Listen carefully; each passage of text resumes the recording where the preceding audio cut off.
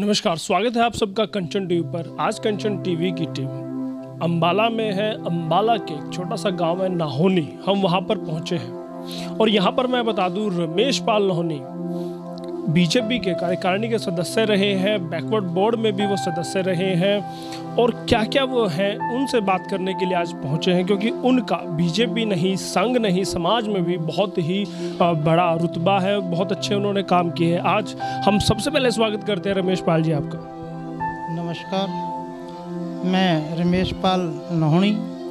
सबसे पहले आपको मातेश्वरी अहिल्याबाई होलकर की 296वीं जयंती की हार्दिक शुभकामनाएं। वह आज समाज के बहुत बड़े वीर योद्धा बाबा बंदा बहादुर का बलिदान दिवस भी है। उनकी शहादत को हम सशत नमन करते हैं। जी, आप सबका स्वागत है। जी, जानना चाहूँगा, संघ के कार्यकर्ता के तौर पर आपने शुरुआत की थी, फिर बीजेपी में आप आए और वहाँ पर अच्छा काम किया। ये पूरा सफरनामा कैसा रहा?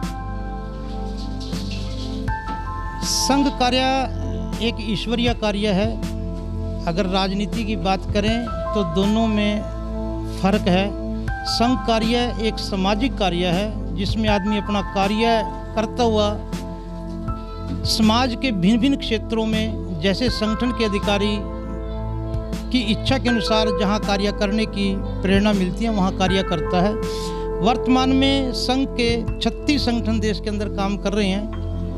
उनमें जैसे सेवा भारती, अखिल भारतीय विद्यार्थी परिषद, विश्व हिंदू परिषद, बजरंग दल, डीएनटी कल्याण संघ, भिन्न भिन्न क्षेत्रों में वनवासी कल्याण आश्रम जो उत्तरांचल में अपने संगठन है, जहां एकल विद्यालय के रूप में चलते हैं। विद्या भारती देश का बहुत बड़ा शिक्षा क्षेत्र में एक बहुत बड़ा संगठन है, जिसके आज देश में 20,000 के लगभग विद्यालय चलते हैं। इस तरह मातृशक्ति के अंदर राष्ट्रीय सेविका समिति, दुर्गा वाहिनी आदि संगठन समाज में जन जागरण अभियान चलाए हुए हैं।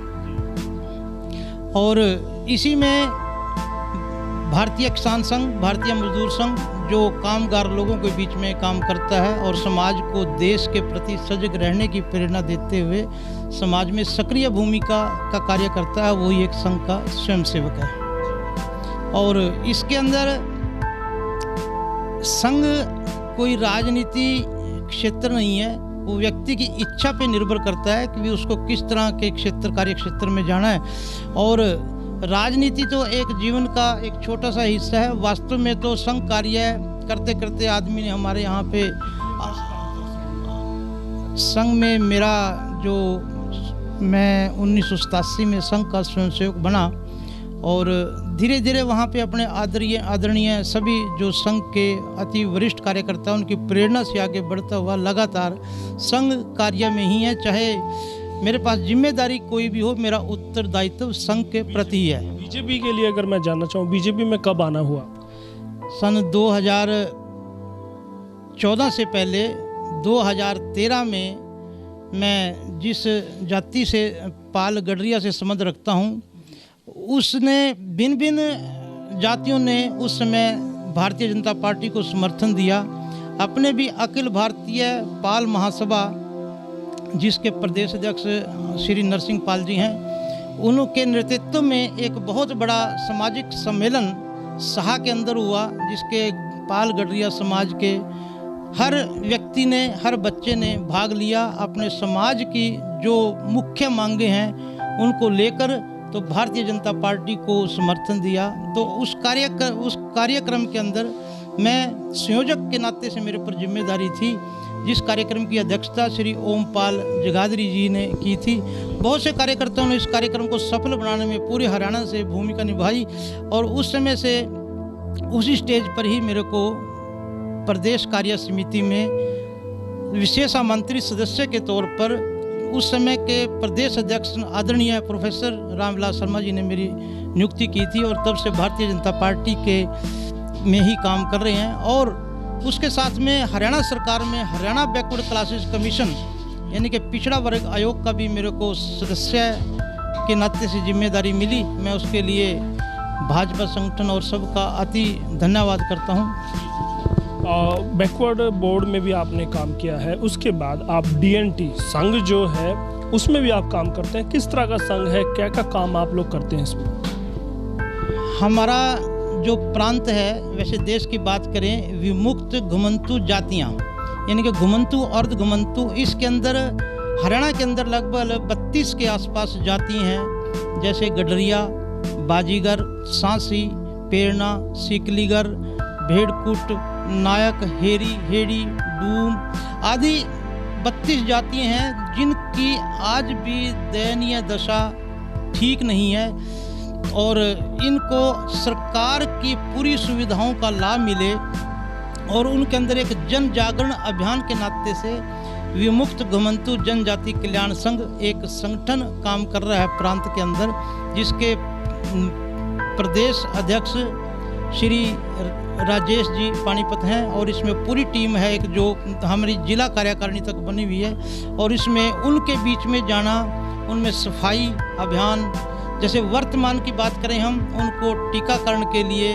जो महामारी देश के ऊपर आई है, इससे बचाव के लिए उनके बीच में हमारे कार्यकर्ता जा रहे हैं, उसमें मास्क और स्वैब्स उनका वितरण हमारे कार्यकर्ता जगह जगह पे कर रहे हैं और उनके चिंतन कर रहे हैं कि भी उनको क्या डिपो से अनाज सही मिल रहा है या उनको कोई किसी तरह की परेशानी तो नहीं है।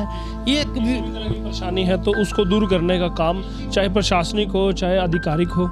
बीच में विमुक्त घुमंतु जनजाति कल्याण संघ के बैनर तले उनकी बस्तियों में जो बस्तियां हैं जहाँ पे वहाँ पे कैंप लगाए गए, बाकायदा सरकार की तरफ से डिस्ट्रिक्ट वेलफेयर ऑफिसर वहाँ आए या और अन्य अधिकारी आए, उनके पेंशन जिनकी पेंशन नहीं बनी थी, उनके जो डॉक्यूमेंटों में कोई कमी थी उनको तुरंत ठीक करके उनके जैसे राशन कार्ड बनना और वोटर कार्ड बनना और आधार कार्ड बनना, इस तरह की उनकी छोटी छोटी समस्याएं हैं उनकी वो दूर कराने का प्रयास कर रहे हैं। आपने संघ में काम किया, बीजेपी में काम किया, बैकवर्ड के लिए काम करते हैं, विमुक्त घुमंतु जातियों के लिए काम करते हैं। आप पाल बिरादरी से आते हैं, पाल समाज के लिए क्या काम अभी तक आपने किए हैं? कोई व्यक्ति अकेला कुछ नहीं कर सकता, संगठन ही बड़ा होता है। संगठन के बैनर तले जैसे पाल गडरिया समाज की बहुत पुरानी मांग है कि ये जाति डीएनटी में शामिल नहीं थी।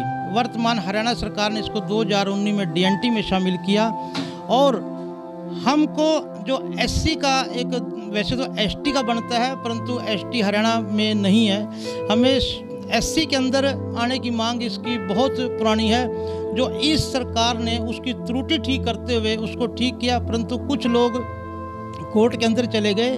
अब माननीय कोर्ट जो फैसला देगा वो सबको मान्य होगा और हमारी समस्याएं तो हर समाज की, सभी समाजों की होती हैं, परंतु ये समाज पुराने समय से भेड़ बकरी पालन का कार्य करता रहा है और भेड़ बकरी का कार्य करने के पीछे भी कारण है। ये जातियां थी, ये मुगलों से संघर्ष करती रही हैं। इन जातियों में जितने भी स्वाभिमानी लोग रहे हैं ना, उन्होंने बेटी से और चोटी से समझौता नहीं किया और इन्होंने ना मुगलों की दास्तान स्वीकार की। ये जंगलों में निकल गए और जंगलों में जब अपने परिवार का पालन पोषण करने के लिए आजीविका का कोई माध्यम नजर नहीं आया। भेड़ बकरी एक ऐसा प्राणी है जो फूल पौधे पत्ते चुग के ही खाकर भी गुजारा करके अपने मालिक को कुछ आमदन का जरिया बनती है और ये पुराने समय से ये समाज और समाजों के साथ साथ में भेड़ बकरी पालन का व्यवसाय करता रहा है। मैंने देखा कि समाज आजकल 2 धड़ों में बटा है, तो क्या उन दोनों धड़ों को एक करने का, एकजुट होने का प्रयास आपके द्वारा किया जाएगा? मैं फिर कह रहा हूँ, अकेले व्यक्ति कुछ नहीं होता। समाज के जो अग्रणी लोग हैं जो पूरा चिंतन करते हैं, ये इस समाज की बात नहीं है, दो फाड़ होना सभी समाजों में होता है। व्यक्ति की जब व्यक्तिगत महत्वाकांक्षा बढ़ती है तो तरह तरह के समाज में विघटन पैदा करता है। हमारी एक बहुत टीम है जो सबको साथ लेके, सबको एक बैनर पे लेके हम लोग चल रहे हैं और हम अपने उसमें कामयाब होंगे। ये चलता रहता है। थोड़ा कुछ लोग हैं जो भ्रांतियाँ पैदा करते हैं, तो हम सभी, क्योंकि हम सभी एक ही तरह के वंशज हैं, हमारा खान पान रहन सहन सब एक तरह का है, तो कोई ज़्यादा बड़ी बातें नहीं है। ये ठीक धीरे धीरे ठीक हो जाएगा सब। अब मैं धन्यवाद करना चाहूँगा नावनी साहब कंचन टीवी से बात करने के लिए। आपका भी यहाँ पे आने पे बहुत बहुत धन्यवाद। मैं जो पूरी दुनिया में, देश में ही नहीं, जो महामारी संकट आया है, हम ईश्वर से प्रार्थना करते हैं भी इस देश से ये महामारी जल्दी ख़त्म हो। और मेरा आप सबके माध्यम से निवेदन है कि हम जो सरकार की गाइडलाइन है उसका पालन करें, मास्क का प्रयोग करें और साबुन से हाथ धोते रहें और जैसा आज के टाइम में ज़रूरत है हमें पेड़ पौधे लगाने की। हम अपनी ज़िंदगी को हरियाली में बनाने के लिए पेड़ पौधे भी ज़्यादा से ज़्यादा लगाएं। आपका बहुत बहुत धन्यवाद।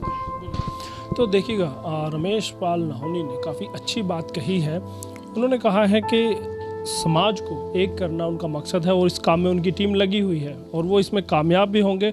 और हम भी कोशिश करते हैं कि जितनी भी भागीदारी हम कर सकते हैं समाज को ऊंचा उठाने में, कंचन टीवी भी उसके लिए करेगा। संघ के लिए काम करते हैं, बीजेपी के लिए काम करते हैं। एक ग्रामीण आंचल से निकले हैं और एक जमींदार परिवार से ताल्लुक़ रखते हैं। बहुत ही निचले पायदान से उठकर उन्होंने बहुत अच्छा मुकाम हासिल किया है। शुभकामनाएं रहेंगी उनके उज्ज्वल भविष्य के लिए कि आगे आने वाले टाइम में वो मील का पत्थर साबित हो और बीजेपी में वो किसी बड़े पद पर जाए। बहुत बहुत धन्यवाद करना चाहूँगा हर एक वीडियो को देखने वाले हर एक दर्शक का जो इस वीडियो को देख रहा है, शेयर कर रहा है। कंचन टीवी के लिए यशपाल कंचन।